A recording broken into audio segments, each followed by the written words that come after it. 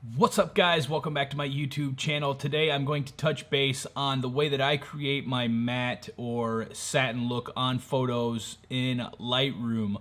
Before we get into this though, please make sure you hit that subscribe button, the thumbs up, and the bell notification so you know when I put more videos up.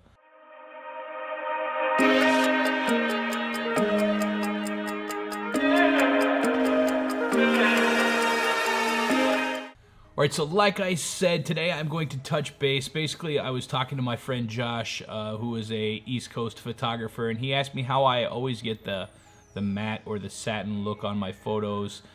Just that smooth look where it just dulls down everything just a little bit and just gives it that really classy look to it.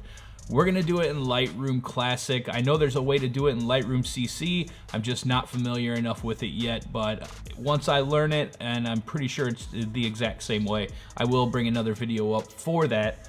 But let's get right into it. What I'm gonna do is I'm gonna get my screen capture software going and we're gonna get into it. Alright, so first off, before we get into this, pay no attention to all the garbage behind me. I'm upgrading some studio equipment and there's Amazon boxes and shelf boxes and everything everywhere, so pay no attention to that. But let's get into it. I have a Lightroom CC opened, or a Lightroom Classic open down here, ready to go.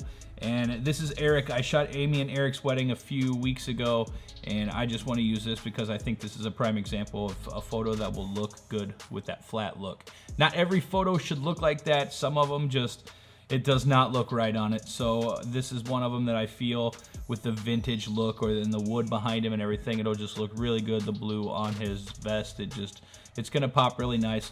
I have already put some effects on it. This photo that you're looking at right now does not have the effects on it. I haven't tweaked anything yet, but now you can see the effects. So I did go a little overboard with it.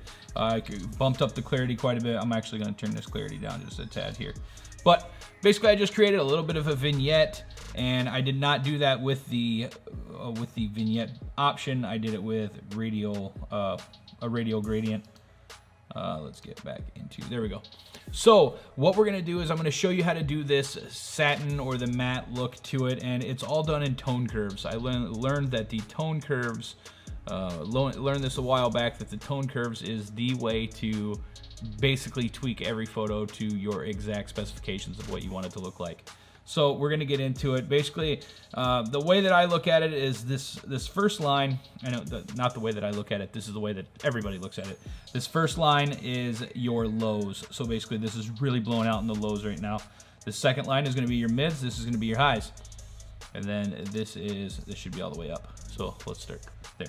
But so what I do is I like to start on my lows, and I kind of just click and I hold in and I kind of drag until it's to a place where I like it. So if you see, if I go up, it'll just blow the image out. If I go all the way down, it'll completely take it down. So I had it right about where I wanted it. And let's do the mids here. So the mids curve, you know, if I'm gonna do that, it'll almost create an HDR style look to it without going too HDR, because I hate HDR. And then your highs, you just, you know, put to where you want them. This is more of just a feeling. We're not going into the matte look yet. Okay, so I have my curves where I want them. This is where the magic happens right here, guys. What you're gonna wanna do is you're gonna wanna click this dot right here, and the higher up you go, the more satin you're gonna give it. So if you just wanna add just a smidge, just a little touch, just go there. If you want to go a little higher up, basically I usually go till it's almost even. So there you can now see that this photo has that flat look to it. I'm going to lower the lights here so you can see it a little bit better. And as you can see, I will full screen it. That way you can see this photo has that matte look to it, and it just looks so good. I am so happy with the way this photo has turned out. And I could even probably go up a little bit higher with the matte. And as you can see, this is the original photo straight out of the camera, and this is the one touched up. So it's super simple.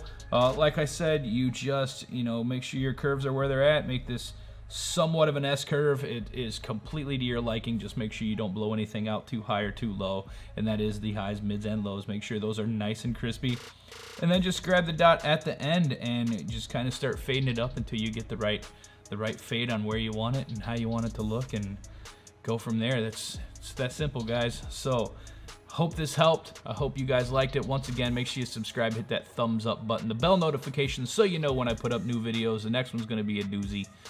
I will talk to you guys soon. Peace.